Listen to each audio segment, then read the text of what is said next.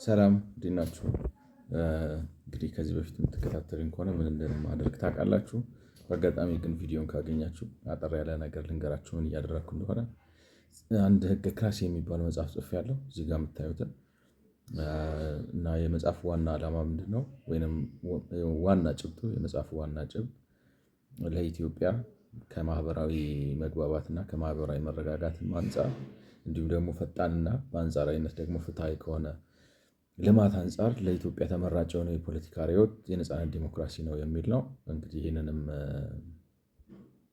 ለማለት የፖለቲካ ሳይንስን እና የኢኮኖሚክ ሳይንስን ተጠቅሞ የራሱን እንግዲህ ይህንን ያልኩበትን ምክንያት አስረዳለሁ ማለት ነው። የፖለቲካ ሳይንስ ጽንሰ ሀሳቦችን እና የኢኮኖሚ ሳይንስ ጽንሰ ሀሳቦችን ተጠቅሜ ለምን የነፃነት ዲሞክራሲ ወይም ሊበራል ዲሞክራሲ ለኢትዮጵያ ተመራጭ የፖለቲካ ርዕዮት እንደሆነ አስረዳለሁ ማለት ነው። እንግዲህ በማህበራዊ ሚዲያ እያደረግኩ ያለሁት ነገር ይሄንን ማለት ነው። ይሄንን ነፃነት ዲሞክራሲ ወይም ሊበራል ዲሞክራሲ ለምን ለኢትዮጵያ ከማህበራዊ መግባባትና ከማህበራዊ መረጋጋት አንጻር ተመራጭ እንደሆነ ከፖለቲካ ሳይንስ እሳቤዎች ተነስቼ ማለት መጽሐፍ ውስጥ ያስቀመጥኳቸውን ሀሳቦች እየመረጥኩ በማብራራት መጽሐፉንም አስተዋውቃለሁ። ከመጽሐፉን ከማስተዋወቅም በላይ ደግሞ ሀሳቡ የኢትዮጵያ ፖለቲካዊ ባህል እንዲሆን ስለምፈልግ፣ ምክንያቱም እምነቴ እንደኔ የግሌ እምነት ለኢትዮጵያ የሚበጃት የሚሻላት የነፃነት ዲሞክራሲ ነው የሚል እምነት ስላለኝ እና ሀሳቡም በሀገር ደረጃ ይገርማቸዋል። እንግዲህ ብዙ የተማሩ የፖለቲካ ምሁራን አሉ፣ ግን ሀሳቡን አልሸጡትም የሚል እሳቤ አለኝ። ማለት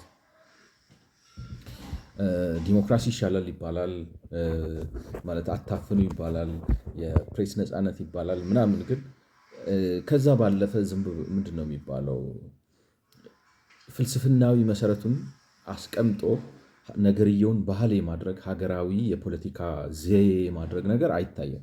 ስለዚህ ማለት ፍሬው ላይ ከምንከራከር ጋዜጠኛ ይታሰራል፣ ምንድነው አካታች የሆነ የፖለቲካ ምህዳር የለም፣ የፖለቲካ ነፃነት የለም፣ እንደዚህ ከማለት አልፈን ማለት አስተሳሰብ ነው እንደ ሀገር ሁላችንም መሪውም ተመሪውም የነፃነት ዲሞክራሲ ይበጀናል ብሎ እንዲያምን ካደረግነው ፍሬው ይመጣል። ፍሬውን ብንቆርጠው ግንዱን ወይንም ስርም ካልነቀል ነው ትርጉም የለውም የሚል ሀሳብ ስላለኝ ፍሬ ላይ ማተኮር ትተን ማለት ለምሳሌ ያሉትን የተለያዩ ዲሞክራሲያዊ ያልሆኑ አደራረጎች ከመተቸት ይልቅ በሀገር ደረጃ እንግባባ ነው። ምንም ሚስጥር የለውም፣ ምንም ሳይንስ ሌላ ድብቅ ነገር የለውም። የነፃነት ዲሞክራሲ እንደ ሀገር ብንቀበለው ይበጀናል የሚለውን ነገር ለማስረዳት ነው ማለት የምፈልገው። ዋና ሀሳብ ይሄ ነው። ምክንያቱም ያን ካረግንና እንደ ሀገር የፖለቲካ ባህላችን ከሆነና አስተሳሰቡን ካልተጠራጠር ነው በተለያየ ፕሮፓጋንዳ ተታለን ይሄ የአውሮፓውያኖች ሸቀጥ ነው፣ የአሜሪካ አዲስ ምንድነው ዘመናዊ ቀኝ አገዛዝ ነው፣ ኒዮ ኮሎኒያሊዝም ነው፣ ኒዮ ሊበራሊዝም ምናምን ብለን አጓጉል ነገር ውስጥ ከምንገባ ይልቅ ሀሳቡን እንደ ሀሳብ ተረድተ ነው ብሔራዊ ሀገራዊ ባህል ካደረግ ነው ፍሬው ዛፉ ከተስተካከለ ወይም ግንዱ ከተስተካከለ ወይም ስሩ ከተስተካከለ ፍሬው በራሱ ጊዜ ይመጣል በሚል እምነት እንግዲህ ሀሳቡን ዋናው ሀሳቢ መጽሐፉንም ከማስተዋወቅ ባሻገር ሀሳቡ ሀገራዊ እንዲሆንና ተገደን ተታለን ምናምን ሳይሆን ገብቶን እንደሚሻል አውቀን ኢንፎርምድ ዲሲሽን ማድረግ እንድንችል ሀሳቡን ማስተዋወቅ ነው፣ ከኢኮኖሚክ ከፖለቲካም አንጻር ማለት ነው። እንግዲህ እስካሁን በርከት ያሉ ቪዲዮዎች ሰርቻለሁ። በርከት እንግዲህ ማለት 80 ምናምን ቪዲዮዎች ሰርቻለሁ። ሰዓታት በሰዓታት ላይ እንግዲህ አብዛኛው ቪዲዮ አንዳንድ ሰዓት የሆነ ማለት ነው።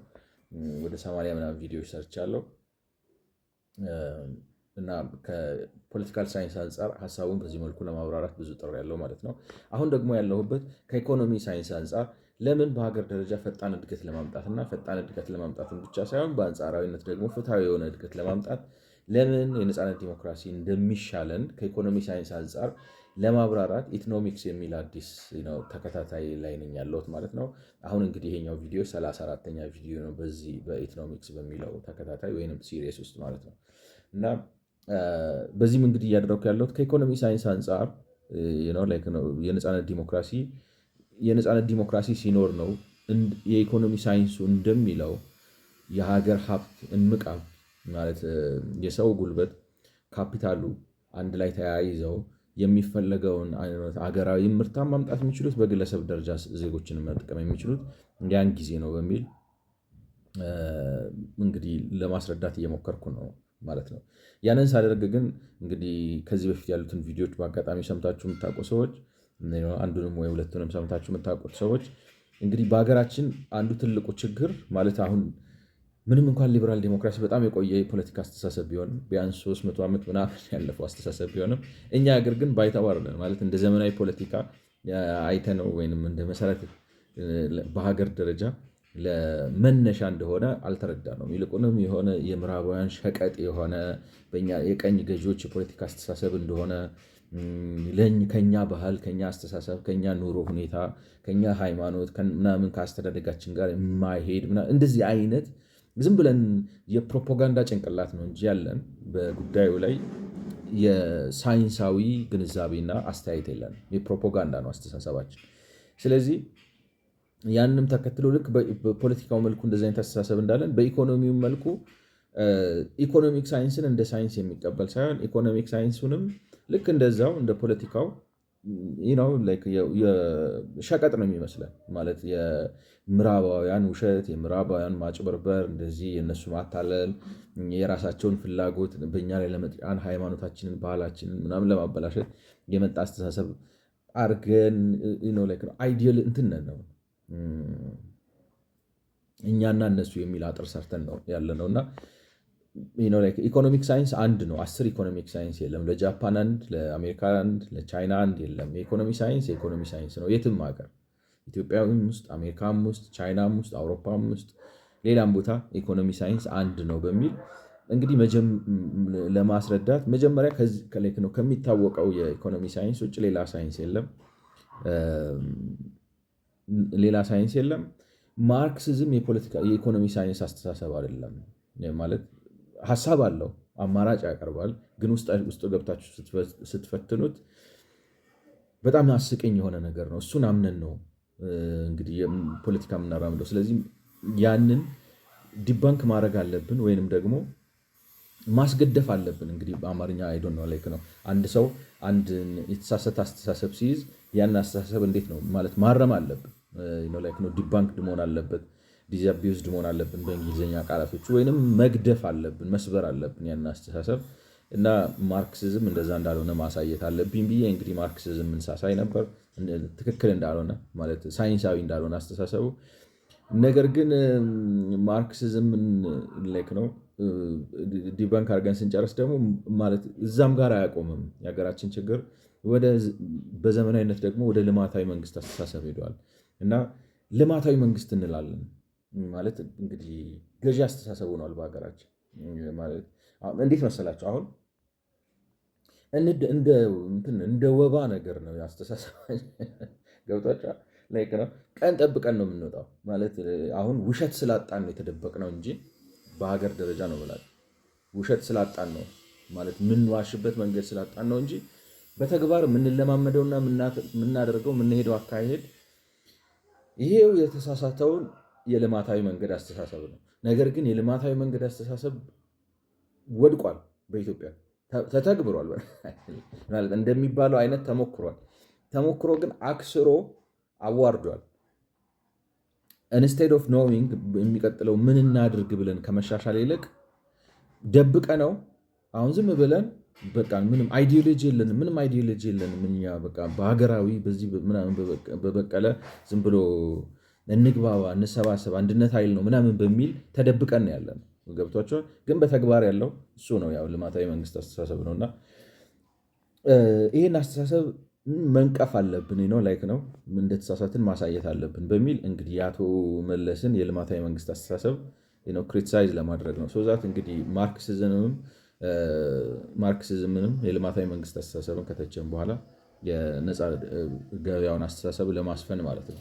እንግዲህ ያንን ለማድረግ መጀመሪያ ጃፓንን እንወቅ በሚል ምክንያቱም የሀሳቡ የልማታዊ መንግስት አስተሳሰብ ሀሳብ መነሻው ጃፓን ስለሆነች የጃፓንን ፖለቲካል ኢኮኖሚ አንደርስታንድ እናድርግ እና ደግሞ መጽሐፍ ማለት ጃፓንን በዴቨሎፕመንታል ስቴትነት ማለት ጃፓን የተከተለችው ማደል የልማታዊ መንግስት አስተሳሰብ ነው በሚል የልማታዊ መንግስት አስተሳሰብ የሚለውን አስተሳሰብ በእኛ ሀገር ልማታዊ ወደሚለው እንድንገባ ያደረገን ወይንም ምንድነው የሚባለው የሀሳቡ ፋና ወጊ ቻልመርስ ጆንሰን የሚባለው ሰው ስለሆነ ከሱ መጽሐፍ አንጻር የጃፓን ሁኔታ እኒና ሀሳቡን ልማታዊ መንግስት የሚባለውን አስተሳሰብና ከጃፓን አኳያ እንዴት ተተገበረ ልማታዊ መንግስት የሚለውን እንመልከትና ከዛ በኋላ ወደ አቶ መለስ ምክንያቱም አቶ መለስ የጻፉት አንድ መመረቂያ ጽሑፍ አለ። የማስተርስ ዲግሪያቸውን ሲሰሩ ነው መሰለኝ ነው ዴድ ኢንድስ ኤንድ ኒው ቢግኒንግስ የሚል ጽሑፍ ጽፈዋል። እሱን ክሪቲሳይዝ ከማድረጋችን በፊት መጀመሪያ ልማታዊ አስተሳሰቡን እንረዳው። ምክንያቱም አንደኛ ልማታዊ አስተሳሰብ እንደ አስተሳሰብ ራሱ እኔ ትክክል አይመስለኝም አባባሉ። ሁለተኛ አቶ መለስ ልማታዊ መንግስት የሚሉት ጀነራሊ በአካዳሚክሱ ሰርክል ልማታዊ መንግስት ተብሎ የሚታወቀውን የልማታዊ መንግስት አስተሳሰብ አይደለም፣ ልዩነት አለ። ስለዚህ መጀመሪያ በአብዛኛው አሁን ለምሳሌ ዋናው የሀሳቡ ፋና ወጊ በተባለው በቻልመርስ ጆንሰን ዘንድ ልማታዊ መንግስት የሚባለው የቱ ነው የሚለውን ነገር አንደርስታንድ እናድርግና ከዛ በኋላ ወደ አቶ መለስ እንመጣለን በሚል እሱ ላይ እያረኩ ነው። እና እንግዲህ እያደረግኩ አሁን መጥቼ በእሱ ላይ እያብራራው መጥቼ ማለት የ33ኛውን ቪዲዮ የደመደምኩት ቻልመርስ ጆንሰን የጃፓን ስልጣኔ በጣም የሚያስገርም ስልጣኔ ነው የሆነው። ምክንያቱም ማለት በሌላው ዓለም ሲታይ እንግዲህ ጠቅለል አድርጌ ባጭሩ እሱ ያለትን ነገር በአንድ በሁለት ደቂቃ ለማስቀመጥ በሌላው ዓለም ሲታይ ለምሳሌ እንግሊዝን ብትወስዱ አንድ አሁን ዊሊያም ሎክውድ እንደሚባለው ሰው እንግሊዞች በ13ኛው ክፍለ ዘመን አካባቢ የካፒታሊስት ሞድ ኦፍ ፕሮዳክሽን ጀምረዋል ይላል። ማለት ምን ማለት ነው? የካፒታሊስት ሞድ ኦፍ ፕሮዳክሽን ተረፈ ምርት ኖሮ ያንን ተረፈ ምርት በቀጣሪና በተቀጣሪ እያመረቱ ማለት በጭሰኝነት በፊውዳል በምናምን ሳይሆን በቀጣሪና ተቀጣሪ ግንኙነት እያመረቱ ያንን ተረፈ ምርት ወደ ውጭ ኤክስፖርት ማድረግ ጀምረዋል። ገብቷቸው በ13ኛው ምናምን ክፍለ ዘመን አካባቢ ማለት የበግ ፀጉር ለልብስ እነሱ እንግዲህ በእነሱ አካባቢ ለልብስ የሚጠቀሙት የበግ ፀጉር ወይም ሱፍ በተለምዶ ሱፍ የሚባለውን ነገር ማለት ነው፣ ውል እና የዛኔ አካባቢ ጀምረዋል ይላል። ስለዚህ እንግሊዞች ካፒታሊዝምን ዴቨሎፕ ማድረግ የጀመሩት በ13ኛው ክፍለ ዘመን ምናምን አካባቢ ነው፣ ወይም በ14ኛው ክፍለ ዘመን እንደው በጣም ነው ጀነራል ለመሆን። ስለዚህ በ14ኛው ክፍለ ዘመን ጀምረው እስከ 19ኛው ክፍለ ዘመን 500 ዓመት ቢያንስ ተንከባሏል ማለት ነው። የሆነ ደረጃ ላይ ደርሶ እንግሊዞች ኢንዱስትሪያላይዝድ እንዲሆኑ ማለት ነው 500 ዓመት ፈጅቶባቸዋል። ሌሎቹም እንደዛው ስለሚቀራረቡ ማለት እንግሊዝ፣ ፈረንሳይ፣ ጀርመን ምናምን ማለት በጣም ብዙ ግንኙነት ስላላቸው አዲስ አይደለም፣ ይተዋወቃሉ። ኤክስቼንጅ ኦፍ ካልቸር ምናምን አለ። ንጉስ ይቀያየራሉ፣ ይዳዳራሉ ምናምን፣ ስለዚህ ይተዋወቃሉ። በአጠቃላይ አውሮፓ ውስጥ ካፒታሊዝም የሚባለው ሞድ ኦፍ ፕሮዳክሽን ለፍሬ እስኪበቃ 500 ዓመት ፈጅቶበታል። ጃፓኖች ግን በሚገርም ሁኔታ ያንን በ10 እጥፍ ቀንሰውት በ50 ዓመት ውስጥ ለምሳሌ ከ1868 እስከ 1918 ካፒታሊስት ሞድ ኦፍ ፕሮዳክሽን ውስጥ ገብተዋል። ያን ብቻ ሳይሆን የተለያየ እድገት እያጋጠሙ የተለያየ እክል ለምሳሌ መሬት መንቀጥቀጥ ተነስቶ ቶኪዮ እንዳለ ውድም ያለችበት ጊዜ አለ። በዓለም ላይ ዲፕሬሽን መጥቶ ታላቁ ዲፕሬሽን የሚባለው መጥቶ እንደዚሁ የዓለም ገበያ ተቀሳቅሶ ብዙ ሀገሮች ብዙ ተጽዕኖ ውስጥ የገቡበት ጊዜ አለ። በሁለተኛ የዓለም ጦርነት ተሸንፈው በኒክለር የፈነዳባቸው ሀገሮች ናቸው። ከዛ ሁሉ በኋላ ግን እየተነሱ ማለት እንትናቸው አይቆምም ነው። ይሄ ሞሜንተማቸው ኢነርሻው ማለት የሚቆም አይደለም። ምንም አያቆመውም። ጦርነት አያቆመውም። የተፈጥሮ አደጋ አያቆመውም። ሌሎች ተመሳሳይ የዓለም ገበያ መበላሸት አያቆመውም። የውስጥ የፖለቲካ መረጋጋት አያቆመውም። እነዚህን ነገሮች በሙሉ እያሸነፈ የሚሄድ የኢኮኖሚ ስርዓትና ያንንም ደግሞ በአጭር ጊዜ አድርገው ከዓለም ጋር ተስተካክለዋልና እንዴት ነው ይህንን ነገር ማሳካት የቻሉ? how did they manage to pull this off? እንዴት አድርገው ይህንን ነገር ማሳካት ቻሉ የሚለው ነገር የምርምርና የጥናት ርዕስ ከሆነ ቆይቷል። ከዚህ የተነሳ በዋናነት 3 ስኩል ኦፍ ቶትስ መጥተዋል። ማለት ጃፓኖች እንዴት አድርገው ነው ይህንን ሪፎርም ያካሄዱት?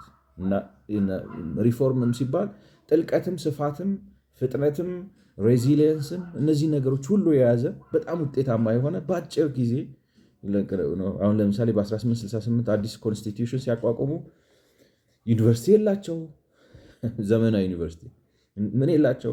ነገር ግን ያመጡት ህገ መንግስት ሊብራል የሆነ ህገ መንግስት ነው። ከየት አመጡት ይህን ሁሉ እውቀት የሚያስብልና ሰዎች ሪሰርች አድርገዋል። ስለዚህ ኢኮኖሚ እድገታቸው ከየት መጣ ብለው እና በዋናነት እንግዲህ 3 መልሶች ነው የተሰጠው ነው የሚለው እሱ። አንደኛው ነው እንትን ነው ፊስካል ኤንድ ሞኔታሪ ፖሊሲ በጣም አንደርስታንድ አደረጉ ከሌላው ሀገር በተሻለ። ስለዚህ እነሱን በአግባቡ በመጠቀም ከፍተኛ ልማት አስመዝግበዋል። ያም ብቻ ሳይሆን ደግሞ መንግስታቸው ደፊሲት ፋይናንሲንግ በመጠቀም የልማት ድርጅቶችንም ለምሳሌ ባቡር ይገነባል፣ ማዕድን ያወጣ ራሱ በመንግስት ፕሮጀክት ማለት ነው። እነዚህን ነገሮች ስላደረገ ነው። እና ግን ይሄ ደግሞ ደፊሲት ፋይናንሲንግ የሚባለው ችግር ፈጥሮበታል ማለት የዋጋ ግሽበት አስከትሎበታል፣ የበጀት እጥረት አስከትሎበታል፣ ዕዳ ንሮበታል። እነዚህ ነገሮች ስለዚህ እነዚህም ሲመጡበት ሪያጅስት ያደርጋል ማለት ነው ብሎ ድርቅ አይልም። ተሳስቻለሁ ብሎ ተመልሶ አርሞ ይሄዳል። እና በአጠቃላይ በዋናነት ፊስካልና ሞኔታሪ ፖሊሲዎችን በጣም ኢፌክቲቭሊ የመጠቀም ልዩ የሆነ ለምሳሌ ኬይንስ ከሚባለው የኢኮኖሚ ሳይንስ ታላቅ ሰው ከሱ ቀድመው ኬኔዥያን ኢኮኖሚክስ የሚባለው ገብቷቸው ደፊሲት ፋይናንሲንግ ተጠቅመው የጃፓንን ምርታማነት በ80.5% በ4 ዓመት ውስጥ ጨምረዋል። የኢንዱስትሪ ምርታማነት። ይሄን ሲያደርጉ ግን ዓለም በጣም ስቃይ ውስጥ ነበር። በዛ ሰዓት እና አሜሪካ ምናምን ግሬት ዲፕሬሽን ውስጥ ነበሩ እና ይሄን ማድረግ ችለዋል። ስለዚህ ይሄ ነው አንዱ ይላሉ። ሌሎቹ ደግሞ አይ ጃፓኖች ለየት ያለ ሶሾ ካልቸራል ባህሪ ያላቸው ማለት በጣም ይተባበራሉ። ወንጀል ዝቅተኛ ነው። ይተባበራሉ ማለት እንዲያውም አንዳንዶቹ ምንድነው እንትን የላቸውም ነው ራሳቸውን ነው ኢንዲቪጁዋል አይደንቲቲ የላቸውም። በግሩፕ ሲሰበሰቡ በቃ ለግሩፑ ይገዛሉ። እንደ ሰውም አይደሉም ተብሎ የሆነ እንደ ማጥላላት ነገር ብቻ በአጠቃላይ እኔነት የለባቸው። እንደ ፖዘቲቭ ሳይሆን በጣም ሰብሚት ያደርጋሉ። እና እነዚህ ነገሮች ለምሳሌ የስራ ካልቸራቸው ማለት ይሄ የቅጥር ሁኔታቸው ለምሳሌ ለህይወት ዘመን ይቀጠራል። ስለዚህ አይባረርም። በጣም ከአቅም በላይ በሆነ ምክንያት ካልሆነ አይባረርም። ሌበር ዩኒየን ይቻላል፣ ግን በካምፓኒ የተመሰረተ ነው። የክፍያ መጠን የሚጨምረው በፕሮዳክቲቪቲ በትምህርት ደረጃ በምናምን ሳይሆን በቆይታ ነው። እነዚህ ነገሮች ተደማምረው ነው ያመጡት። ፖለቲካል አይደለም። የሀገሪቱ የሰዎቹ ልዩ ባህል ነው ባህላቸው። እና ደግሞ በጣም የጥራት ሰዎች ናቸው፣ ያመርታሉ እንደዚህ። ስለዚህ እነዚህ ነገሮች ናቸው የሚለው ሁለተኛው ስኩል ኦፍ ቶት ነው። ሶስተኛው እንግዲህ ይሄ ቻልመርስ ጆንሰን የሚለው አይ እነዚህ ነገሮች በሙሉ የራሳቸው ቦታ አላቸው፣ ግን ፋንዳሜንታሊ ትልቁን ሮል የተጫወተው እሱ የሚለው እንግዲህ የመጽሐፉ ርዕስ እንደሚለው ማይቲ ኤንድ ጃፓኒዝ ሚራክል የሚል ነው መጽሐፉ። ስለዚህ ማይቲ የሚባለው ወይም ሚኒስትሪ ኦፍ ኢንተርናሽናል ትሬድ ኤንድ ኢንዱስትሪ የሚባለው እሱና መሰል የቢሮክራቲክ የሚኒስቴር መስሪያ ቤቶች ወይም ቢሮክራቲክ ኢንስቲትዩሽኖቹ ናቸው የጃፓንን ለውጥ ያመጡት ብሎ ያብራራል ማለት ነው። እና 3 ስኩል ኦፍ ቶትስ አሉ እንግዲህ የእሱ ይሄ ነው ማለት ነው። ሁለቱን ካስቀመጠ በኋላ አንደኛውን ኢትስ ናት ሚራክል ኢት ዋዝ ምንም ምንድን ነው የሚባለው ፋይናንሻል ጂኒየስ ሁሉ ጊዜ አይኖርም አይነት ነገር ነው። የመጀመሪያ አይሰራ ነው። በአጋጣሚውን ነገር ዲስከቨር አድርገዋል፣ ግን ዳትስ ዋን ታይም።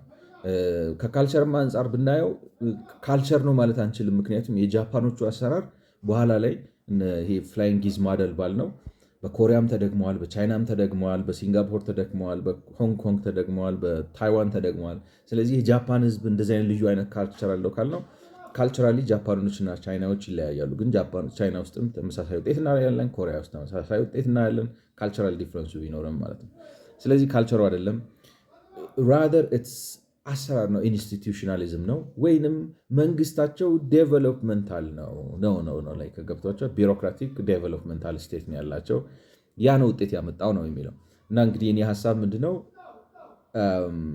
መጽሐፉን ሪቪው አድርጌ ምን ማለቱ ነው እንደዚህ ሲል ሰውየው እንደዚህ ሲል ምን ማለቱ ነው በሚል እንግዲህ እሱ ያነሳቸውን ሀሳቦች የመጽሐፍ ቅኝት ወይም ቡክ ሪቪው አድርጌ ያነሳቸውን ሀሳቦች ሼር ላረጋችሁና እንግዲህ ከዛ በኋላ በሱ ላይ ያለኝንም ትችት ከዛ በኋላ ደግሞ ወደ አቶ መለስ መጥቼ የአቶ መለስ ሀሳብ እንዴት ከዚህ እንደሚለያይ እና የአቶ መለስ ሀሳብ ላይ ያለኝ ትችት ምን እንደሆነ አቀርባለሁ ብያለሁ። ስለዚህ ዛሬ እንግዲህ ማደርገው ምንድነው ማለት ነው የእሱ ላይክ ነው ስቴቱ ዴቨሎፕመንታል ስቴት ስለሆነ ነው ወይንም እንትኑ ነው የቢሮክራሲዎቹ ናቸው ለውጥ ያመጡት እንጂ የህዝቡም ካልቸር አይደለም። ካልቸሩ ምንም አይደለም ላይክ ነው ካልቸሩ አይደለም ወይንም ደግሞ የሆነ ፋይናንሻሊ ነው ጂኒየስም አይደለም ላይክ ነው ዋናው ቢሮክራሲው ነው ቻናል አድርጎት ነው የሚለው ማለት ነው። እንግዲህ ቢሮክራሲው ባለፈው እንዳልኳችሁ ከአሜሪካኖቹ ጋር ጦርነት ካረጉ በኋላ ማለት አሜሪካን ሄደው መጀመሪያ ፐርል ሃርበር ላይ ከደበደቡ በኋላ አሜሪካኖቹ ሁለተኛው ዓለም ጦርነት ውስጥ መግባት አልፈለጉም ነበር። አንገባም ብለው ዳር ቆመው ነበር የሚያዩ ጃፓን መታ ስትደበድባቸው ነው ወደ ሁለተኛ ዓለም ጦርነት የገቡት እና ከገቡ በኋላ ጃፓኖቹ በጣም ይዋጉ ስለነበር ማለት ጃፓኖች በጣም ምንድነው የሚባለው ለየት ያለ የውትድርና ስነ ልቦና ያላቸው ሰዎች ናቸው እና ማለት በጣም ጨካኝ ተዋጊዎች ናቸው ወይንም ቆራጥ ላላማቸው ቆራጥ አንድ ሰውና አንድ ጠመንጃ እስኪቀር እንዋጋለን በተግባር የሚኖሩ ሰዎች ናቸው። እንደ ማህበረሰብ ነው ብላቸው አመራሮቻቸው ምናምን ብቻ ሳይሆን ሰጥለጥ ብለው እንዳልኳቸው ሰብሚሲቭ ካልቸር ስላላቸው በጣም የመገዛት ባህር ስላላቸው ትእዛዝ ከተሰጠ ትእዛዝ በቃ ማለት ቢሞቱም ቢቆረጡም ምናምን ቢሉም ሰሚት አድርገው ያደርጋሉ። ስለዚህ ጦርነት ላይ ሲገቡ ከታዘዙ ታዘዙ፣ ተዋጋ ከተባለ እስከ መጨረሻው ይዋጋሉ እና አሜሪካኖች በጣም ብዙ ስላስጨረሷቸውና እንትን ስላልባቸው እንግዲህ አሜሪካኖቹ መጨረሻ ላይ ኒውክለር ጥለው ምናምን አንኮንዲሽናል ሰሬንደር እንዲያደርጉ አደረጓቸው። ያን ካደረጉ በኋላ አሜሪካኖቹ ገብተው ማን ነው ተጠያቂ ብለው እንግዲህ ምርመራ አካሄዱ ማለት ነው። ማን ነው ተጠያቂ? ማን ነው የደበደበን? ጠቅላላ ጃፓን ማለት ነው። ስለዚህ ተጠያቂ ሲያደርጉ ወታደሩና ማለት ወታደሩ ለብቻ የወጣ ፈርጣማ ወጣ ያለ አደረጃጀት ነበር። ወታደሩና ዛይባትሶ የሚባሉት የንግድ ማህበሮች ናቸው አሉ። ስለዚህ ሁለቱን በተኗቸው። የተወሰኑ የመንግስት ባለስልጣናትን ተጠያቂ አድርገው ማለት የጦር ፍርድ ቤት ነገር አቋቁመው 9 ናቸው፣ 7ቱን በስቅላት ቀጡ። ሌላውን ያው እንግዲህ በምህረት ለቀቁት እና ወታደሩን በተኑ፣ ይሄ ንግድ ድርጅቶችን በተኑና ያን ሲያደርጉ በሀገሪቱ ብቸኛ ባለስልጣን ሆኖ የወጣው እንግዲህ ማን ነው ማለት ነው። ቢሮክራሲውን አልነኩትም። ቢሮክራሲው መነካት ማለት እንትን ካረጉ በኋላ ምርመራ ካረጉ በኋላ ቢሮክራሲው ምን አረገ ማለት ምንም አላረገም፣ ችግር የለበትም ተውት ብለው ቢሮክራሲውን እንዳለ ትተው ቀጠሉ ማለት ነው። ማለት እነዛን አገሪቱን ሲምፕሊ ዴሞክራታይዝ አረጓትና ነፃ ምርጫ ምናምን እንዲደረግ አደረጉ። ንጉሱን አላወር ማለት ንጉሳዊ ስርዓቱ እንዲቀጥል አረጉ። ነገር ግን በኮንስቲቱሽናል ሞናርኪ እንዲሆን ማለት በቃ ሲምቦሊዝም እንዲሆን እንጂ የፖለቲካ ስልጣን ኃይል ክብርና ዝና ብቻ እንዲኖረው የፖለቲካ ውሳኔ ውስጥ እንዳይገባ፣ ነገር ግን የፖለቲካ ፓርቲ እንዲቋቋም የፖለቲካ ፓርቲ እስኪቋቋም ግን ቢሮክራሲውን ጠንካራ ስላደረጉት ባጭሩ ቢሮክራሲው ሆነ አገርን ራን የሚያደርገው ማለት ነው። እና በጃፓን ውስጥ መጀመሪያ እንግዲህ ትልቁ ስልጣን የነበሩት ማለት ፓርላማ ነበር፣ በፊትም ዲሞክራሲ ነበር ማለት እንዳልኳችሁ በ1868 ፊውዳል ቢሆንም ልክ ከኢትዮጵያ ጋር ተመሳሳይ የሆነ የፖለቲካ አወቃቀር ቢኖራቸውም 1868 አፄ ቴዎድሮስ የሞቱበት ዘመን ነው። ገብቷቸው የአፄ ቴዎድሮስ ልክ የሞቱበት ዘመን ነው 1868 ላይ we are at the same level of development አንድ አይነት ማህበራዊ አወቃቀር ኢኮኖሚ አወቃቀር ምናምን የነበረን ሰዎች ናቸው። እነሱ ግን 1868 ላይ ህገ መንግስት ሲያጸድቁ እስከዛሬ እኛ ያላጸደቅነውን የነፃነት ዲሞክራሲ ህገ መንግስት ነው አምጥተው ቁጭ ያደረጉት። ገብቷቸው ስለዚህ ዲሞክራሲ ነበር።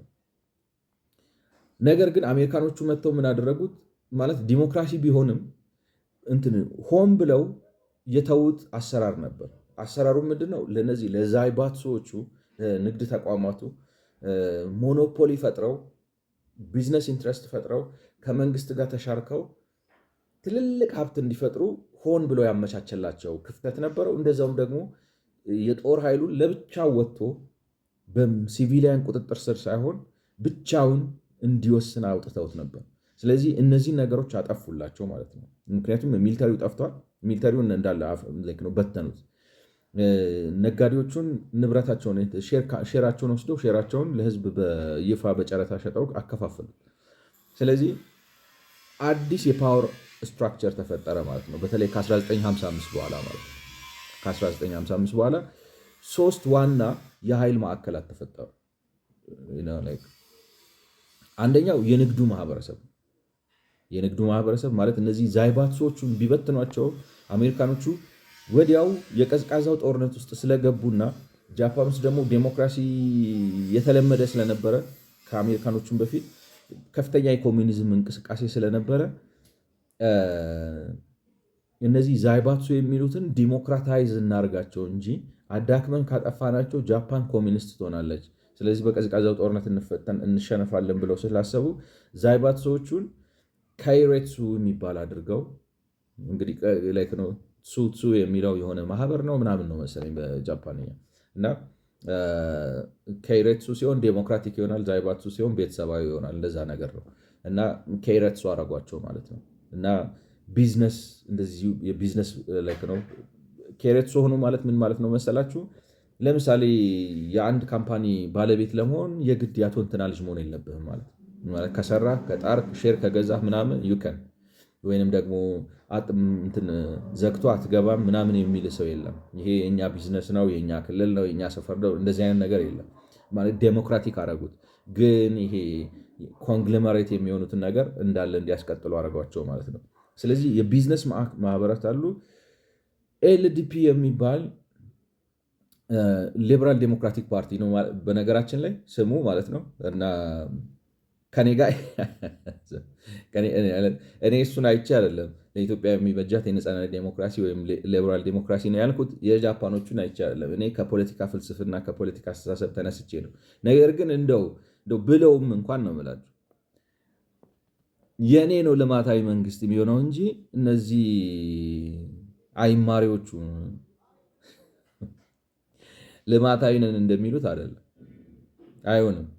እነሱ ጃፓኖች ራሳቸው ማለት ፓርቲያቸው እስከዛሬ ድረስ ጃፓን ውስጥ ዶሚናንት የሆነው ፓርቲ ሊበራል ዴሞክራቲክ ፓርቲ የሚባለው ነው። ኤልዲፒ የሚባል ፓርቲ አለ ማለት በምርጫ በፌር ኤንድ ፍሪ ኤሌክሽን የመጣ ግን ዶሚናንት የሆነ ማለት እንዴት ነው?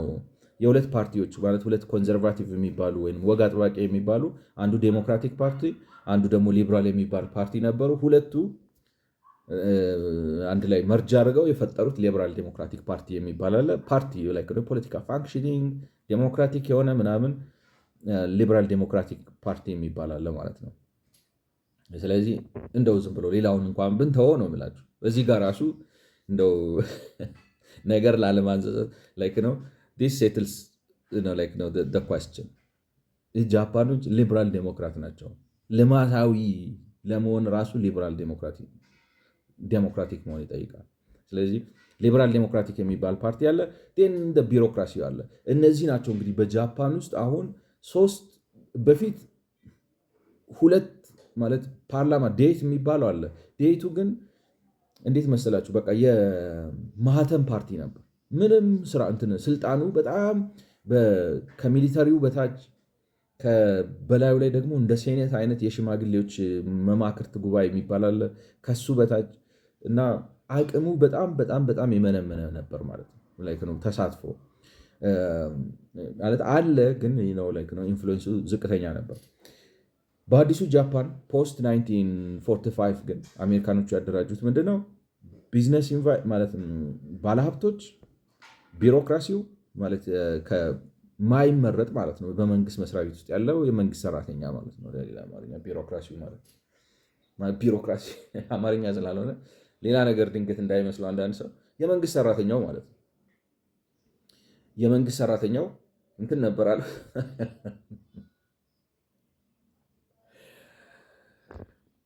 ሲቪል ሰርቪስ ይባል ፐብሊክ ሰርቪስ ይባል ተብሎ በቃ ከፍተኛ ክርክር ነበር አሉ ኢህአዴግ ውስጥ በኃይለማርያም። የመንግስት ሰራተኛው ምንም በለው የመንግስት ሰራተኛ ከምንለው የህዝብ አገልጋይ ሁለቱም ሲቪልም ወታደር እና በጣም ብዙ ክርክር ተካሂዶ መጨረሻ ላይ ፐብሊክ ሰርቫንት ተብሎ ነው። ኤኒዌይ ማለት ቢሮክራሲው ማለት የመንግስት ሰራተኛ ነው። ላይክ ነው ዝም ብሎ ቃል አናሳምር ካልን የመንግስት ሰራተኛው አለ። ግን የመንግስት ሰራተኛው ሲባል ደግሞ በኢኮኖሚ ጉዳዮች ላይ የሚወስነው የሚኒስቴር መስሪያ ቤቶቹ ማለት ነው። ከኢኮኖሚ ጋር የተያያዘ ብዙ ስራ የሚሰራው የመንግስት ሚኒስቴር መስሪያ ቤቶቹ እና በውስጣቸው ያሉት የተለያዩ ስታፎች እና ፓርቲው ደግሞ ህዝባዊ ነው፣ ተመርጦ የሚመጣ በምርጫ አሸንፎ ፓርላማ የሚይዝ መንግስት የሚመሰረት ሚኒስተር የሚሾም ወዘተረፈ ማለት ነው። እና እነዚህ 3 አክተሮች ናቸው ያሉት እንግዲህ ማለት ነው አዲሲቱ ጃፓን ውስጥ። አሁን ልማታዊ ያስባላቸው እነዚህን ማለት ነው። እነዚህ 3ቱ በግዴታ አይደለም ነው እንትና ላይክ ነው ግዴታ አይደለም ስላችሁ። አሁን ለምሳሌ እንዴት ነው መንግስት አሁን ጡንቻ አለው ታውቃላችሁ። የትኛውም ሀገር ያለ መንግስት ጡንቻ አለው። ለምሳሌ ዝም ብሎ ካልፈለገ መንገድ ዘግቶ በዚህ በኩል ያስኬዳቸዋል። ገብቷቸዋል። ላይክ ህግ አላፈረሰም ምናምን የሆነ ኢቨንት አለ ብሎ በዚህ በኩል መንገድ ከዘጋበት ቀይረህ ትሄዳለህ። እና እንደዚህ አይነት ስልቶች ይጠቀማል እንጂ ቀጥታ አሁን እንደኛ ሀገሮቹ ቀጥታ ሄዶ የሚጋጭ አይደለም። ስልት ያለው ጣልቃ ገብነት የሚገባ መንግስት አለ። መንግስት የምንለው እንግዲህ ይሄ የመንግስት ሰራተኛውን ነው። የንግዱ ማዕከል አለ፣ የንግዱ ማህበረሰብ አለ፣ የፖለቲካ ፓርቲው አለ። ሌሎች የፖለቲካ ፓርቲዎች አሉ። ግን ይሄ ኤልዲፒ የሚባለው ወይም ሊበራል ዴሞክራቲክ ፓርቲ ኦፍ ጃፓን የሚባለው እንትን ነው። በአቶ መለስ ቋንቋ አውራ ፓርቲ ነውና ይመረጣል፣ ያሸንፋል። በብዙ ገንዘብ ተረድቶ የተቋቋመ ፓርቲ ስለሆነ የገንዘብ አቅም አለው። ምርጫ ተወዳድሮ የማሸነፍ እድሉ ከፍተኛ ነው። ነው ሌላ ምንም ሳይንስ የለው እና እነዚህ ግን ተሰብስበው በሀገር ደረጃ በአንድ ዓላማ ይስማማሉ። ነው ሌላ ዓላማ አይደለም። ኮምፕሊኬትድ ሳይሆን ቴክኖሎጂ አስገብተን በቴክኖሎጂ ከዓለም ጋር መስተካከል አለብን። በቴክኖሎጂ በምርታማነት ማለት ምርታማነት ያለ ቴክኖሎጂ አይመጣም። ምክንያቱም ለምሳሌ ምንድን ነው የሚባለው እኛ እኮ አንገርምም እስከዛሬ እንጀራ ያስጋገረ ማለት ምናምን አስቡት። አሁን ለምሳሌ ናሽናሊ ኢንዱስትሪያላይዝድ ቢሆንና የእንጀራ ማርኬቱ ነው ምናምን እንደዚሁም የበርበሬ ወይ ምናምን ኢንዱስትሪያላይዝድ ቢሆን ኢንዱስትሪያላይዝድ አልሆነም እስከዛሬ ነው የምላችሁ። ገብቷችኋል? እስከዛሬ ኢንዱስትሪያላይዝድ አልሆነም። ኢንዱስትሪያላይዝድ የምላችሁ ሌላ ሶፊስቲኬትዱን ተውት። በርበሬ ኢንዱስትሪያላይዝድ ማድረግ ያቅተናል። ገብቷችኋል? በርበሬ ሽሮ ማለት የሆነ ምናምን እዚህ ጋር እንደዚህ ምናምን ብሎ ማካበድ ይቻላል አይደለም ነው እኮ ነው። በፋክተሪ ደረጃ በስርዓት በጥራት ተሰርቶ በጣም ርካሽ ሆኖ በግለሰብ ደረጃ በየምናምኑ ከምናደርገው እኛ ግን የሚታይ ምንድነው ኢንዱስትሪያላይዜሽን ሲባል ትልቅ በቃ ምናምን ቦይንግ ፋክተሪ እዚህ ጋር መክፈት ነው። ላይክ ነው ከቤዚክሱ ካልጀመር ከትንሽ ወደ ትልቅ ነው የሚሄደው፣ ከትልቅ ወደ ትንሽ አይመጣም። ይሄንን ትንሹን ነገር መስራት ካልቻልክ አልገባህም ነው። ኤኒዌይስ ስለዚህ አሁን ለምሳሌ እንጀራን ኢንዱስትሪያላይዝድ ብናደርገው እንጀራን ኢንዱስትሪያላይዝድ ለማድረግ ምን ይፈልጋል? ማሽን ይፈልጋል። ገብቷቸዋል? ማሽን ሲባል አሁን ምጣድ አይደለም ማለት አንድ ማሽን ነው። በእርግጥ ግን የሀገር ሰው እንደዚህ እያሽከረከርክ አይሆንም። ገብቷቸዋል? ላይክ ነው ብዙ ሜካኒዝም አለው። ካፒታልም ይፈልጋል፣ ዲስትሪቢሽን ቻናሊንግ ምናምን ይፈልጋል። ኢንዱስትሪያላይዝ ልታደርገው ትችላለህ። ትልቅ አቅም ትፈጥራለህ። ትልቅ አቅም ስትፈጥር ምንድን ነው የእንጀራውን ዋጋ አስገብተህ 50 ሳንቲም ምናምን ነው የምታደርገው። ለምን? ኢኮኖሚክስ ኦፍ ስኬሉ አለ ምናምን። ኤኒዌይ ስለዚህ ምን ልላችሁ ነው? ቴክኖሎጂ እና ካፒታል ይፈልጋል። ስለዚህ በሀገር ደረጃ ቴክኖሎጂ መጠቀም ማለት ሞደርን፣ አሁን ዝም ብዬ እንጀራውን አመጣሁት እንጂ ለምሳሌ በግብርና ብንሄድ ትራክተር ምናምን እየተጠቀምክ በተበጣጠሰ እርሻ ምናምን አድርገህ ስኬል ማድረግ አትችልም። ኮምፒቲቲቭ ሆነ ምናምን ሆነ ሙሉ አቅሙን አሟጠል ልትጠቀም አትችልም። ስለዚህ ቴክኖሎጂ አዶፕት ማድረግ አለብን። ገብቷችኋል? ቴክኖሎጂ አዶፕት ማድረግ አለብን፣ ቴክኖሎጂ ማስገባት አለብን የሚለው ነገር ሰው ገብቶታል። እኔ አሁን እንግዲህ ከተሳካልኝ ነው የምላችሁ። ከተሳካልኝ ጥረቴ ምንድን ነው? ይሄ ፓራዳይም ሽፍት እናምጣ፣ የአስተሳሰብ ለውጥ እናምጣና 10 የእድገት መንገድ የለም፣ 1000 ኢኮኖሚክስ የለም። ያለው አንድ ኢኮኖሚክስ ነው። ካፒታል ቴክኖሎጂ ተጠቅመ የሌበሩን ፕሮዳክቲቪቲ መድረስ የሚችለው ጥግ ላይ ካላደረስከው ሌላው ወሬ ነው። ገብቶችዋል። ይሄንን እስካሳካል ድረስ ምንም ማድረግ አለብን ማለት ሰው አትግደል፣ የሰው መብት አትጋፋ። ግን በቃ ይህንን ካላረክ ነው ውጤት አታመጣም። ሌበሩን ጥጉ ላይ እንዲደርስ የማምረት ጥጉ ላይ እንዲደርስ በካፒታል አግዘው፣ በቴክኖሎጂ አግዘው። ይሄ በቴክኖሎጂ መግባባት አለ። ሁለተኛ ሪዘርቭ ከረንሲ ስላልሆንን ሃርድ ከረንሲ ስለምንፈልግ ኔት ኤክስፖርተር መሆን አለብን፣ ወይንም የንግድ ሚዛናችን ማመዘን አለበት ወደዛ። ላኪ በአብዛኛው ላኪ ነው እንጂ አስገቢ መሆን የለብንም። ምክንያቱም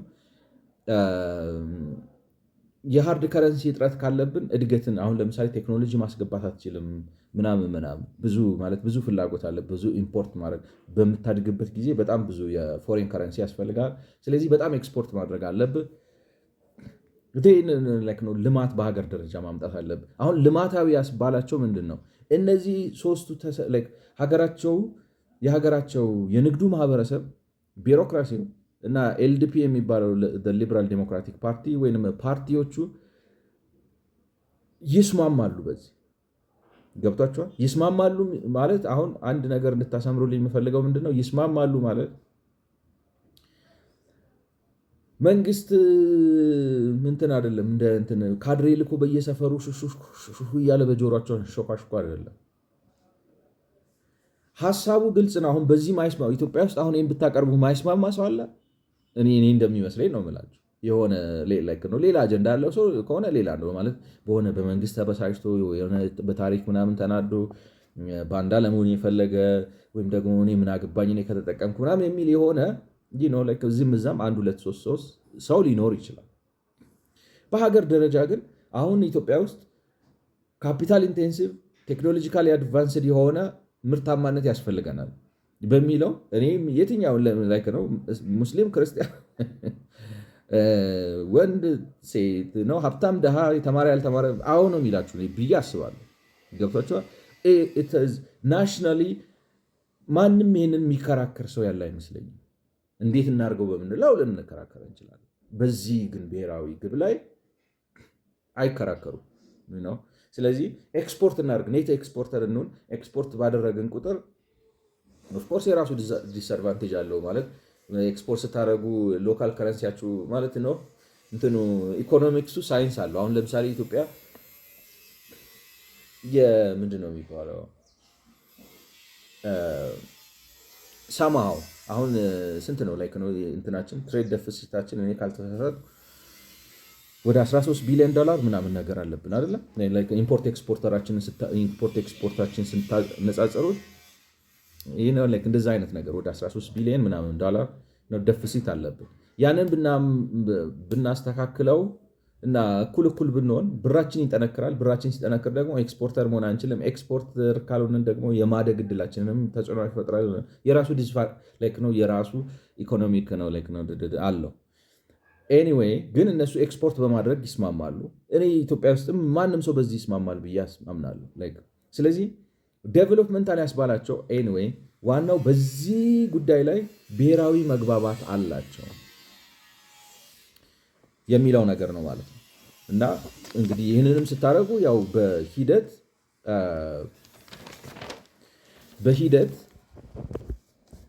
ሳይሆን ይህን የምታደርጉት ለምንድን ነው ማለት አሁን ለምሳሌ ቴክኖሎጂ መጠቀም አለብን፣ ካፒታል ኢንቴንሲቭ መሆን አለብን። ያን በማድረግ የአምራችነትን የዜጋውን ማለት ፐርሄድ ፕሮዳክቲቪቲውን መልቲፕላይ ማድረግ አለብን ስንል በሀገር ደረጃ የልማት ግብ እያስቀመጥን ነው ማለት ነው ነው ዴቨሎፕመንታሊዝም። ስለዚህ የምናደርገውን ነገር አስተባብረን እንደ ፖለቲካ ፓርቲ፣ እንደ ንግድ ማህበረሰብ እና እንደ መንግስት መዋቅር ሰራተኞች እንደ መንግስት ሰራተኞች እንደ ቢሮክራሲው እንደ መንግስት ሰራተኞች በዚህ ነገር ላይ ተግባብተን አብረን ለአንድ ዓላማ እንሰራለን ማለት ነው። ንግድ ማህበረሰብ ውስጥም ያለው ሰው፣ የመንግስት መስሪያ ቤቶች ውስጥም ያለው ሰው ከዛ ደግሞ በፖለቲካ ፓርቲ ተመርጦ የሚመጣው ሰው ዳት ሚንስ የፖለቲካ ፓርቲ ሄዶ ህዝብ የሚቀሰቅሰው ምናምን የሚለው በዚህ አስተሳሰብ ነው ማለት ነው። ገብቷቸዋል። ስለዚህ ሶስቱ አንድ ላይ ተስማምተው ይህንን የልማት ጎል ያስቀምጣሉ። ወርክ ጆይንትሊ ቱዋርድስ ዳት ኤንድ ማለት ነው። እና ስለዚህ ሶስት ዋና አክተሮች አሉ። ኤልዲፒ አለ፣ የመንግስት ሰራተኛው አለ፣ ፓርቲው አለ። መንግስት ሰራተኛና ፓርቲ የተለያየ መሆኑን አንድ በሉልኝ። መንግስት ሰራተኛው አለ፣ ፓርቲው አለ፣ የንግድ ማህበረሰቡ አለ። ፓርቲው በሌላ አማርኛ ህዝብ ነው ልትሉ ትችላላችሁ። ምክንያቱም የህዝብ ወኪል ነው። ፓርቲው ወጥቶ ቀስቅሶ ተመርጦ የሚመጣ ነው። ገብቷችኋል? ወጥቶ ቀስቅሶ በህዝብ ምርጫ የሚመጣ ነው። ስለዚህ ኤልዲፒ ወይም ሊበራል ዴሞክራቲክ ፓርቲው ህዝብ ነው ማለት ነው፣ ወይም የህዝብ ተወካይ ነው። የንግዱ ማህበረሰብ ግን ያው ትንሽ ስለሆነ ራሱ ነው፣ ሰራተኛውም ትንሽ ስለሆነ ራሱ ነው ማለት ነው። እንዴት ነው ኦፕሬት የሚያደርጉት እነዚህ ሶስቱ ወሳኝ አካላት ማለት ነው? ከልማታዊ ግቡ አንጻር እነዚህ ሶስት ወሳኝ አካላት ማለት በጃፓን አወቃቀር ውስጥ ያሉት ሶስቱ እንዴት ነው የሚሰሩት? እንግዲህ አንዳንዱ ነገር ትንሽ እንትን ሊል ይችላል። ግን ምንድነው የኤልዲፒው ፓርቲ ዓላማው ምን መሰላችሁ? ለቢሮክራሲው ሽፋን መስጠት ነው። ወይንም ደግሞ ቢሮክራሲው ይሻላል በሚለው መልኩ እንዲሰራና ቢወድቅም እንትኑን ለመውሰድ ነው የሚባለው። ስራውን ቢሮክራቲክ ፓርቲው ይሰራል። ይቅርታ፣ ስራውን የመንግስት ሰራተኛው ይሰራል። ፓርቲው ወቀሳውንና ስድቡን ይቀበላል። ምስጋናም ካለ ምስጋናውን ይወስዳል። ገብቷቸዋል? ፓርቲው የፖለቲካ ፓርቲ የህዝብ ተወካዩ ማለት ነው። ስለዚህ እንትን ነው ምስለኔ ነው የቢሮክራሲው አሁን ለየት የሚያደርገው የጃፓንን ማለት ነው። የፖለቲካ ፓርቲው አይደለም መጥቶ ቢሮክራሲውን እንዲያርግ እንዲሁን በዚህ ግባ በዚህ ውጣ ምናምን የሚለው አይደለም። ይልቁንም ለቢሮክራሲው እንትን ጋሻ ይሆንለታል። ፓርቲው ሄዶ ይቀሰቅሳል፣ ይመረጣል፣ ይመጣል። ግን ስራውን የሚሰራው ማን ነው? ቢሮክራሲው ነው። ቢሮክራሲው ድንገት ካጠፋ ወይ ባካሄዱ ህዝብ ካስቆጣ ማን ነው የሚወቀሰው? ቢሮክራሲው አይታይማ። ስውር መንግስት ነገር የመንግስት ሰራተኛው አይታይ። የመንግስት እሱ አዞኝ ነው የሚላችሁ። የሚያዘው ግን እሱ ነው። ስለዚህ ፓርቲው ቁጣ ማብረጃ ነው። ከተሳካም ክብር ይወስዳል ማለት ነው። እና አንድ እንትን ላይ ምን ብሎ ያስቀምጠዋል?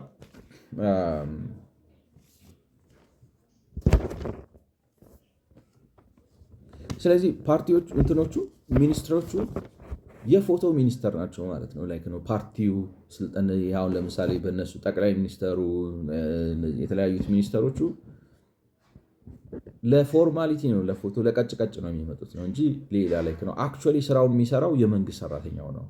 እና ምን ብሎ ያስቀምጠዋል አንድ ቦታ ላይ the norm is for the minister to fear his bureaucrats and to be dominated by them.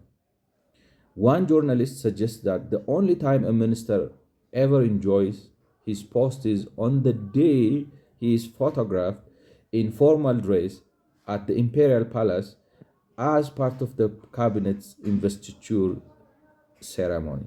ስለዚህ ይህንን ነው ወደ አማርኛ ስመለሰው በግርድፉ the norm is for the minister to fear his bureaucrats and to be dominated by them. በቃ የተለመደው ነገር በጃፓን ሀገር የተለመደው ነገር ሚኒስተሩ ከስሩ ያሉትን ቢሮክራቶች ማለት ይፈራል።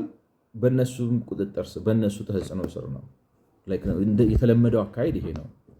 እንዲያውም አንድ ጋዜጠኛ one journalist suggests that the only time በቃ ሚኒስተሩ ማለት ስልጣኑን የሚያሳይበት አንድና ብቸኛ ቦታ በታላቁ ቤተ መንግስት ልክ የሚኒስተርነትን ቦታውን ሲቀበል ከተለያዩ ሰዎች ጋር ሆኖ ሚኒስተር ሆነ ተሾመ ተብሎ የሆነ የክብር ሚኒስተሮች የሚለብሱት የክብር ልብስ አለ። እሱን ለብሶ ፎቶ ሲነሳ ነው።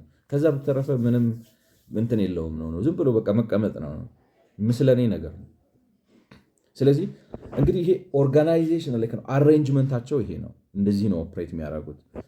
ግን ይሄም ብቻ አይደለም ማለት አሁን ስልጣን የለውም እንጂ ስልጣን የለውም ስላችሁ መጥቶ እንደፈለገ ሚኒስተር ስለሆነ ቦስ ሆኗል ማለት አይደለም። ቢሮክራሲው ነው ኢኮኖሚውን ራን የሚያደርገው። እሱ ዝም ብሎ ከለላ ይሰጣል ማለት ነው። ግን አት ሴም ታይም ለህዝብ ቅርብ ስለሆነና የህዝብ ድምፅ ስለሚያደምጥ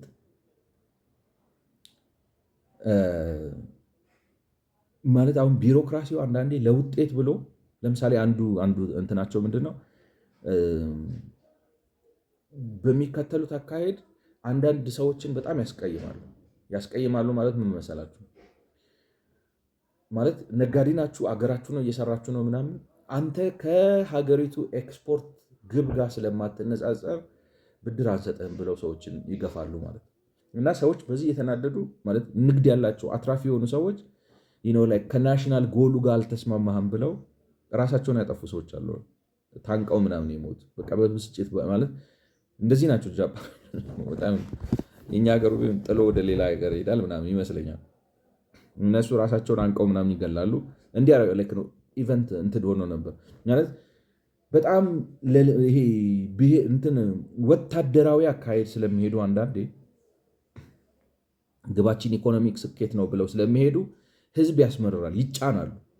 የተለያየ አይነት ጫና ማለት እንዳልኳችሁ ቀጥታ አይመጡም፣ ግን የተለያየ አቅም ስላላቸው ለምሳሌ ብድር ለዚህ አይነቱ ብዙም ቦታ የለም ብድር አታገኝም ይሏቸው እና ሰዎቹ እንዲህ ሲባሉ ተበሳጭተው ህይወታቸውን ያጠፋሉ። እና ህዝብ እንዳይመረር ድምፅ ይሆናል። የህዝብ ድምፅ ሆኖ ረገብ አድርገው ፍሬን ያዝ ምናምን የሚል ነገር ይላል እና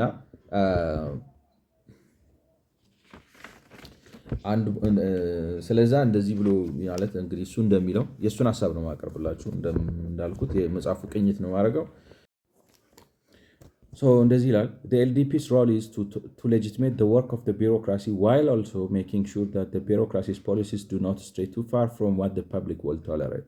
ስለዚህ እንትን ስለሚከተሉ ቢሮክራሲው ማለት ትኩረቱ ውጤት ላይ ስለሆነና ውጤት ማስመዝገብ ማለት የልማት ግብ ተብሎ የተቀመጡትን ቴክኖሎጂ አዳፕሽን፣ ኤክስፖርት ማድረግ፣ እድገቱን ፈጣን ማድረግ፣ ብዙ ኢምፕሎይመንት ማምጣት ምናምን ስለሆነ ይጫናል ሰዎች ማለት ነው።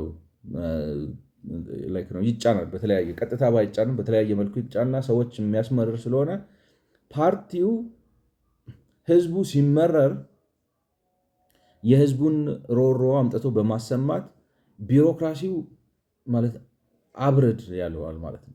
ለምሳሌ አሁን አንዱ ሚኒስተር እኔ 10 ሰዎች ራሳቸውን አላነቁ ብዙም አይደንቀኝም ጃፓን እስካደገች ድረስ ብሎ ሲናገር ስለተሰማ ለምሳሌ ስልጣን እንዲለቅ ተደርጓል ማለት ነው። እንደዚህ አይነት ነገሮች ይሰራል ማለት ነው ፓርቲው። ስለዚህ እንትን ነው ዋናው በቃ እንትን ነው ሽፋን ይሰጣል ለቢሮክራሲው። የፓርቲው ዋናው ሮል የህዝብ ድምፅ ነው፣ ግን ስልጣን የለው ማለት የህዝብ ድምፅ ሆኖ የህዝብን ሮሮ ያሰማል። የህዝብን ሮሮ አሰምቶ ወይንም የህዝቡን ትርታ እያዳመጠ ለቢሮክራሲው ያቀርባል። ቢሮክራሲው ማለት አብዝቼዋለሁ አላበዛሁትም ምናምን ብሎ ራሱን ያረጋጋል ማለት ነው፣ ካልብሬት ያደርጋል። እንግዲህ የኤልዲፒው ሮል ይሄ ነው፣ ወይም የፓርቲው በአጭሩ በህዝብና በዋናው በወሳኙ በትልቁ ስልጣን በመንግስት ሰራተኛው መካከል እንደ ማብረጃ ሆኖ ይሰራል። ያው እንግዲህ እንትኑንም ያገኛል ማለት ነው። ላይክ ነው ስኬት ከተመዘገበ ያው በሱ ስም ነው የሚሆነው። እንትንም ጥፋትም ከመጣ ወቀሳውን የሚወስደው እሱ ነው። ስልጣን እንዲለቅ የሚገደደውም እሱ ነው ወዘተ።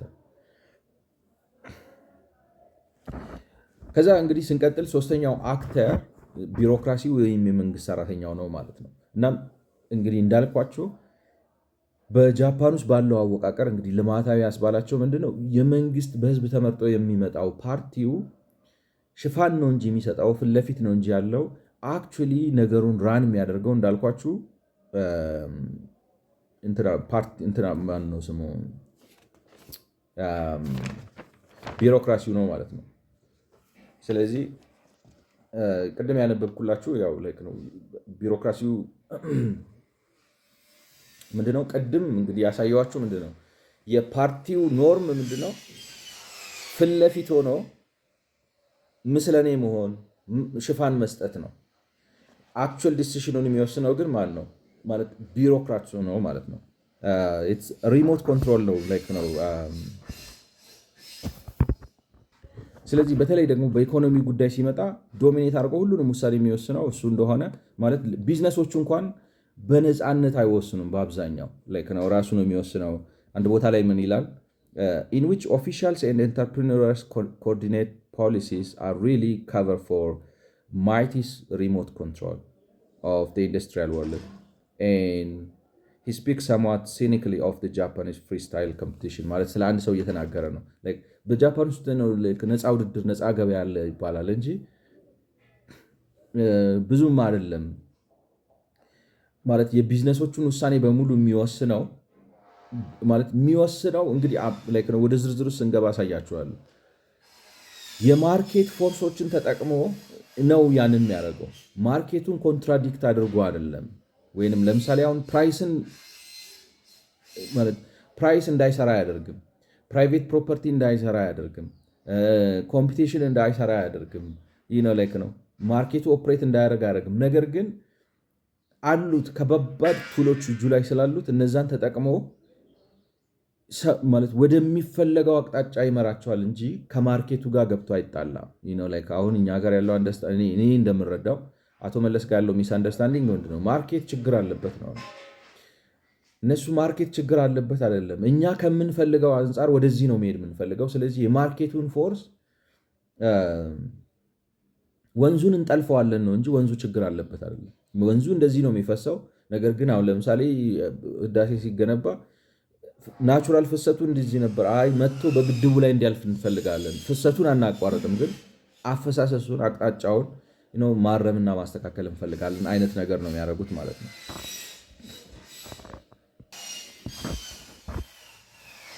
ስለዚህ ቢሮክራሲው ጋር ስንመጣ ማለት ቢሮክራሲው ነው ኦፕሬት የሚያደርገው። ኦፕሬት ማለት ዲሲሽን ሜከሩ ቢሮክራሲው ነው እና ዲሲሽን እንዴት ነው የሚያደርገው? የሚያደርግባቸውን ወይንም ኢኮኖሚ ውስጥ ምን አይነት ልማታዊ የሆነ ጣልቃ ገብነት አድርጎ ወይ ልማታዊ እንደተባለ የሚያደርጋቸውን የተወሰኑ ተግባሮችን ማለት እንዳልኳቸው እንግዲህ ፓርቲው የሚሰራው ስራ ሽፋን ይሰጣል፣ አንዳንዴ ደግሞ የህዝብ ድምፅ ይሆናል። በተረፈ ግን አክቹዋሊ ቢዝነስ ወርልዱን ኦፕሬት የሚያደርገው ሪሞት ኮንትሮል ይዞ የሚያንቀሳቀሰው የመንግስት ሰራተኛው ነው፣ ቢሮክራሲው ነው። እንዴት አድርጎ ነው ምን አይነት ሜካኒዝሞች ይጠቀማል የሚለውን የተወሰኑ ነገሮች ላሳያችሁ። ለምሳሌ ካምፓኒዎች ተሰብስበው አንድ ላይ እንዲሆኑና ለምሳሌ ምርት ተስማምተው መጠን እንዲወስኑ ያደርጋቸው ይፈቅድላቸዋል ማለት ነው። አይቶ እንዳላይ ያልፋል። አሁን በማርኬት ተስማምተው ተወዳደር ማለት በሀገር ደረጃ ወይንም ደግሞ ኤክስፖርት ለማድረግ ኮኦርዲኔት አድርገን የምርት መጠን ካልወሰንን ወይ ያነሰ እናመርታለን ወይ የበለጠ እናመርታለን ብለው ችግር ማለት ሁለቱም ችግር አለው ነው። የሚያስፈልገውን ያክል ማምረት አለባቸው። ሲያንስም ችግር አለው፣ ሲበዛም ችግር አለው። ስለዚህ ተስማምተው እርስ በርሳቸው ተወዳዳሪ የሆኑ ካምፓኒዎች አንድ ላይ ተስማምተው የምርት መጠን እንዲወስኑ ይፈቅድላቸዋል ማለት ነው። which is ግን not a free market። አሁን ነፃ ገበያ ከሆነ ራስ ገበያ አጥንታ ያዋጣል በምትለው መልኩ ምናምን እንድትሰራ ነው ገበያ የሚያደርገው። እነሱ ግን በሀገር ደረጃ በአንድ ምርት ላይ ለምሳሌ ጫማ የሚያመርቱ ወይንም የሆነ ነገር የሚያመርቱ ከሆነ አንድ ማለት የምርት ደረጃ እንዲወስኑ፣ ዋጋ እንዲተምኑ ማለት ዋጋ ሴት እንዲያደርጉ እና ዋጋውም ደግሞ ሪዝነብል እንዲሆን ማለት በጣምም ትርፍ እንዳይኖረው ለመወዳደር ብለው ደግሞ አንዱ ሌላው ላይ ዋጋ እንዳይሰብርበት ዋጋ ተስማምተው ሴት እንዲያደርጉ፣ አንዳንዴ እንዲያውም ሌላ ሰው ገበያቸው ውስጥ እንዳይገባ እንደ ካርቴል አይነት ነገር ሰርተው እንዲከላከሉ። አሁን ይሄ ከነፃ ገበያ ጋር አይሄድም። ገብቷቸዋል። ከነፃ ገበያ ጋር የፈለገ ሰው ነው ንግድ ውስጥ መግባት ያለበት።